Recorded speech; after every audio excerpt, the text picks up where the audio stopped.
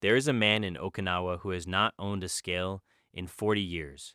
He wakes before sunrise, tends a small garden in the dark, eats breakfast slowly at a low table, and walks the same route through the same neighborhood he has walked for the better part of 6 decades. He is 79. His blood pressure is textbook. His doctor has described his visceral fat levels as those of a man in his early 40s. He has never counted a calorie. He has never done a structured workout program. And somewhere on the other side of the world right now, someone is downloading their fourth tracking app this year. They've got a food scale, a macro target, a gym schedule printed and stuck to the fridge. They're doing everything correctly, on paper, and they're exhausted. And nothing is moving. What if the gap between those two people isn't effort? What if it's architecture? What if the man in Okinawa isn't lucky, isn't genetically blessed, isn't some outlier the data can't explain? What if he's just running a system that was quietly designed, over centuries, to work with human biology instead of against it? These are 7 of those design principles. Each one is historically documented. Each one has a mechanism. And every single one is available to you starting today, without a membership, without a supplement, without anything except a willingness to shift the structure of how you move through your own life. Let's start with the one that sounds too simple to matter. Hara Hachi Bu. 8 characters in Japanese that translate roughly to eat until you are 80% full. This isn't a dieting trick. It isn't calorie restriction dressed up in cultural clothing. It's something more precise and more interesting than that. The satiety signal your brain receives from your stomach travels via the vagus nerve, and that signal is slow. Research from the American Journal of Clinical Nutrition has shown the lag between stomach fullness and brain recognition is somewhere between 15 and 20 minutes. By the time your brain catches up, you've already overeaten. Hara Hachi Bu is an instruction to stop before the signal arrives, to trust the gap, to eat for the person you'll be in 20 minutes, not the one sitting at the table right now. Okinawans using this practice consume, on average, 11 to 19% fewer calories per meal without ever tracking a single number. The practical implementation is simpler than it sounds. You stop at the point where you no longer feel hunger but haven't yet reached fullness. You put down your chopsticks or fork. You wait.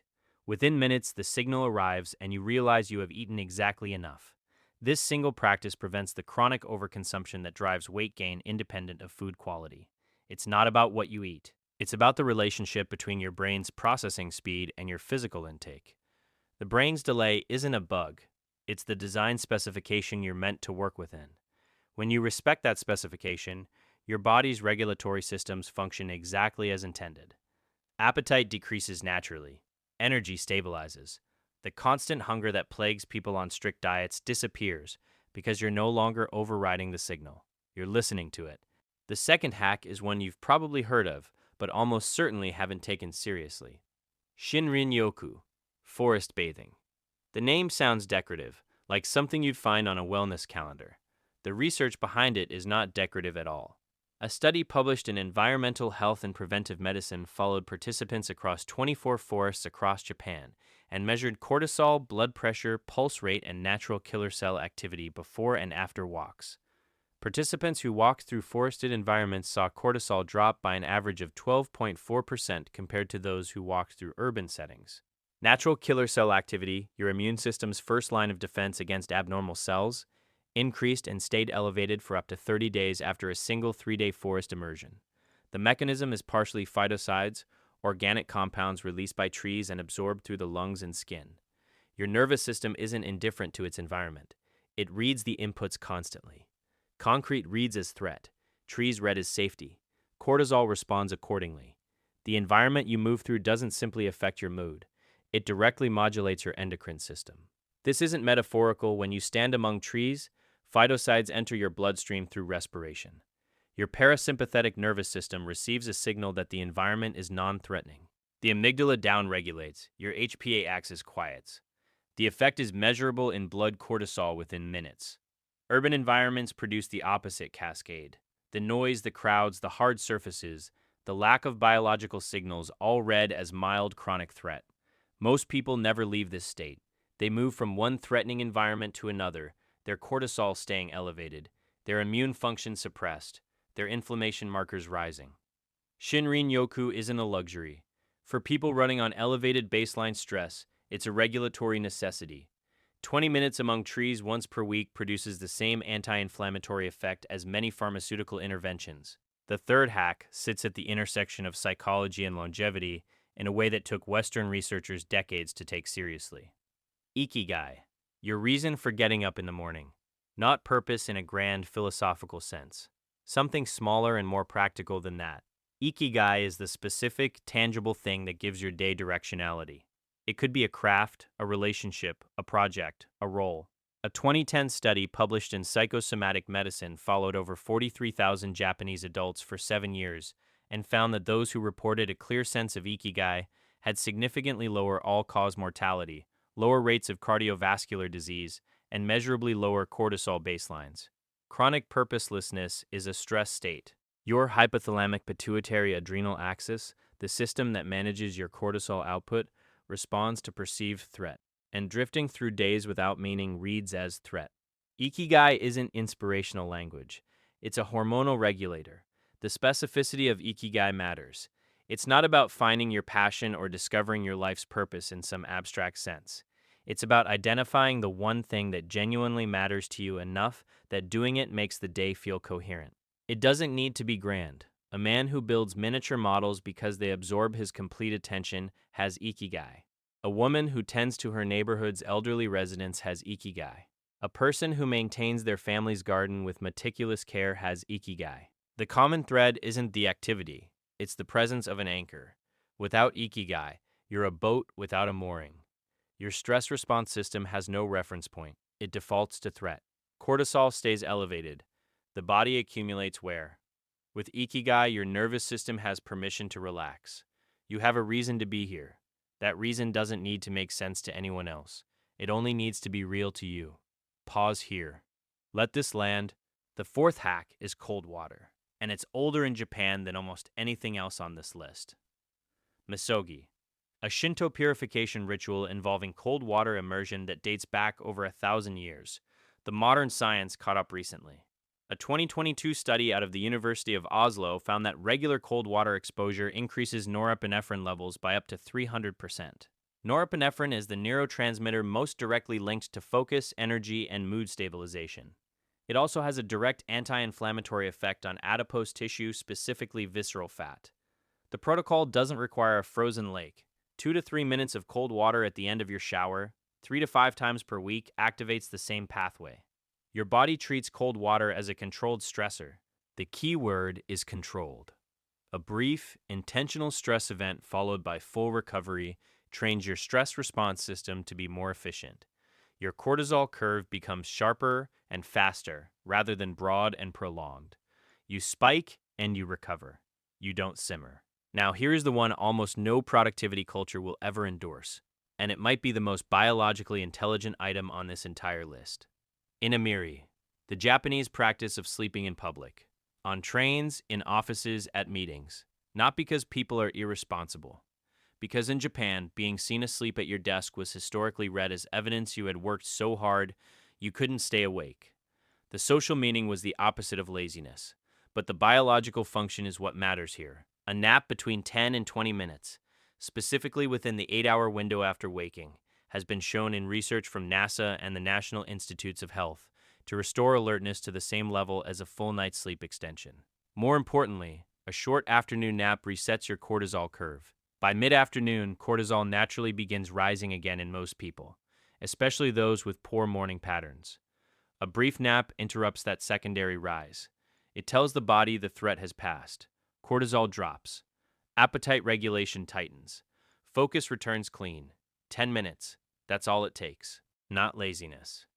Architecture. The timing of the nap is critical. The worst time to nap is late in the day, as it can interfere with evening sleep architecture. But the window between 2 and 4 in the afternoon is exactly when most humans experience their greatest dip in circadian alertness. This isn't weakness, it's biology. Biphasic sleep patterns were the historical norm before industrialization. People slept in 2 blocks with a wakeful period in between. The afternoon dip is a remnant of that ancient pattern trying to express itself within a uniphasic sleep culture. When you honor it with a brief nap, you're not breaking your sleep schedule, you're restoring it.